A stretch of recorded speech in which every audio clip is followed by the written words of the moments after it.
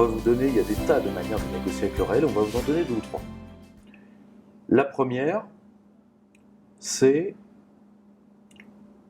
ça demande un jeu d'acteurs. La première, c'est de retourner la table. C'est-à-dire de faire mine, justement, de vouloir casser l'échiquier, de vouloir annuler la situation réelle de rapport de force. Cas typique.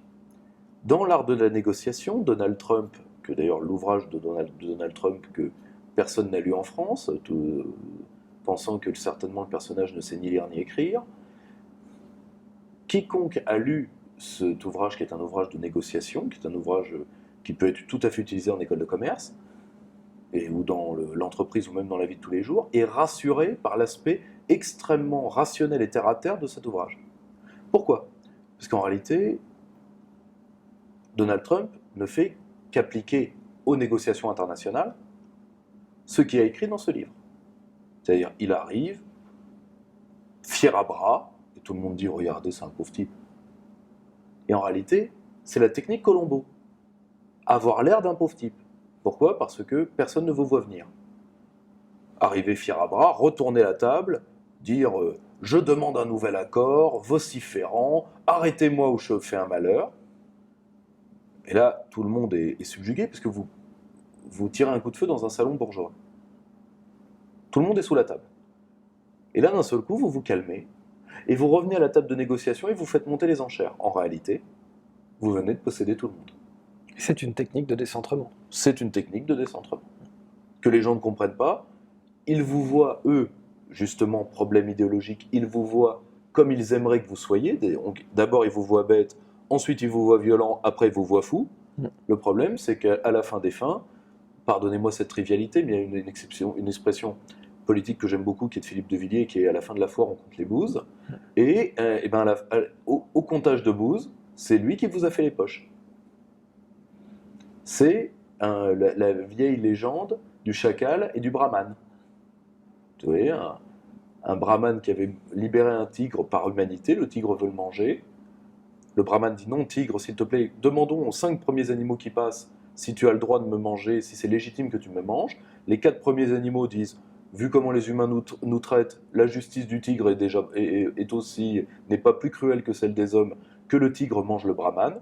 Et le petit chacal qui a l'air si stupide dit au tigre, je ne comprends pas ton histoire, mais où étais-tu quand l'humain est venu te chercher ? Mais j'étais là, j'étais dans la cage. Ah mais je ne comprends pas. Et là le tigre entre dans la cage, le chacal ferme la porte, la referme et dit au brahman, je vous conseille de la laisser fermer, et dit au tigre, majesté tigre, bon appétit. Vous voyez, la technique Colombo. Et cette technique-là, vous retournez la table, en réalité c'est un jeu d'acteurs. Vous avez des tas d'autres personnages historiques qui l'ont fait dans l'histoire.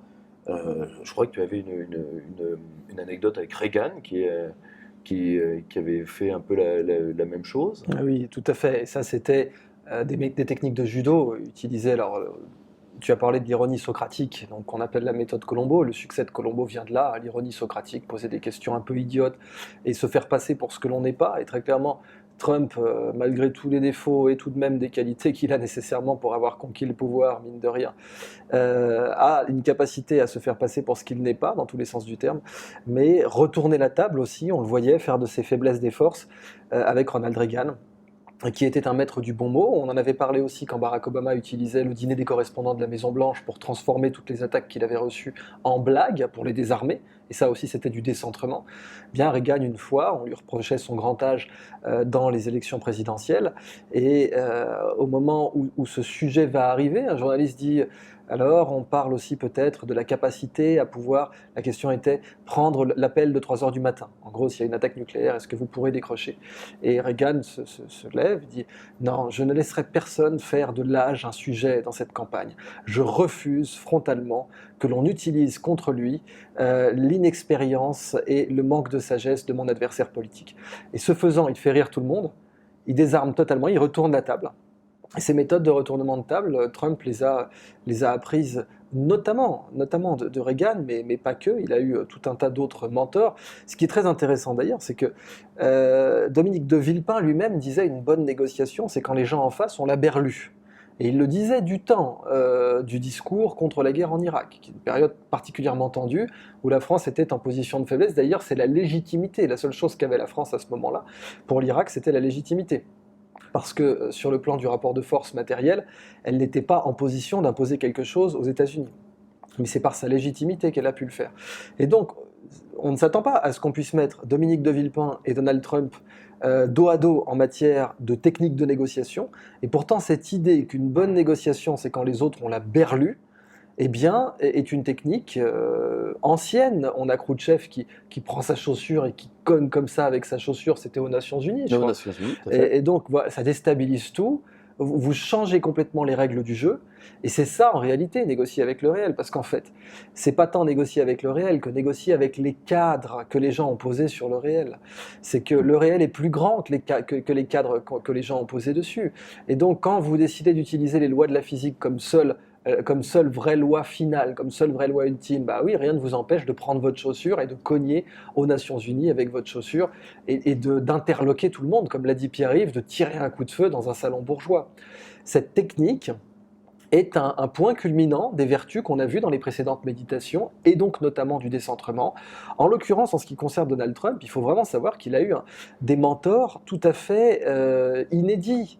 Et en général, ce genre d'outsider peut être tout à fait surprenant en matière politique. On avait aussi bien le général Giap, qui a, pardonnez-moi, botté le cul des meilleurs généraux français, chinois, enfin d'abord français, américains et chinois, alors qu'il n'avait eu aucune éducation militaire. Le général Giap était un simple instituteur. Et certes, il était autodidacte, il avait appris avec une grande finesse par lui-même. C'était un énorme admirateur de Napoléon, et c'est une approche napoléonienne qu'il a eue à Dien Bien Phu, mais c'était un outsider. Et c'est ce que disent beaucoup de grands maîtres dans différentes formes d'art graphique au Japon et en Chine. Le débutant est le plus imprévisible. Et cette capacité à garder un esprit, Galilée disait ingenus, ça a donné ingénu. Ingenus, ça veut dire né de lui-même. Et c'est cette force-là qui vous permet de négocier avec le réel, parce que quand vous êtes né de vous-même, et on l'a vu à la méditation précédente sur être, faire pour avoir, donc le bon ordre des choses, c'est être avant toute chose, le mauvais ordre des choses, c'est avoir avant toute chose. Tout de même, Shakespeare a dit être ou ne pas être, là est la question. Il n'a pas dit avoir ou ne pas avoir, là est la question. Et d'ailleurs, on l'a vu aussi dans Gnotis et Automne pour les États et les puissances et les nations qui ne savent pas être, ne savent pas garder leur avoir. Et elles perdent leur territoire, et elles perdent leur conquête, et l'Empire romain a été dans cette situation, parce que quand on n'a plus d'être, on ne peut plus avoir. Eh bien, pour Donald Trump, ce caractère d'outsider qui lui permettait de retourner la table, venait notamment de ses fréquentations avec le crime organisé américain. Et à ce niveau du cours, ça ne devrait plus vous étonner, puisqu'on vous a parlé de Joe Kennedy, on vous a parlé de Vidocq, qui a quand même créé la sûreté à Paris et qui était un ancien bagnard. Galérien. Galérien. Galérien. Galère, le mec. Et qui était donc, quand Kennedy a dit il faut un voleur pour attraper un autre voleur, eh bien oui, Trump a eu des contacts avec la mafia, ça c'est tout à fait normal. Vous dites dans la construction et dans les Promoteur casinos. immobilier à New York. Bah voilà, on ne peut pas déplacer un sac de ciment ou un jeton de casino sans connaître la mafia. Et un de ses mentors en politique, cela avait été révélé par le journaliste d'investigation allemand William Engdahl, grand expert de la géopolitique du pétrole aussi d'ailleurs. William Engdahl avait révélé qu'un des mentors de Donald Trump en politique était un des plus puissants parrains de New York, le plus puissant d'ailleurs à l'époque, qui s'appelait Vincent Gigante.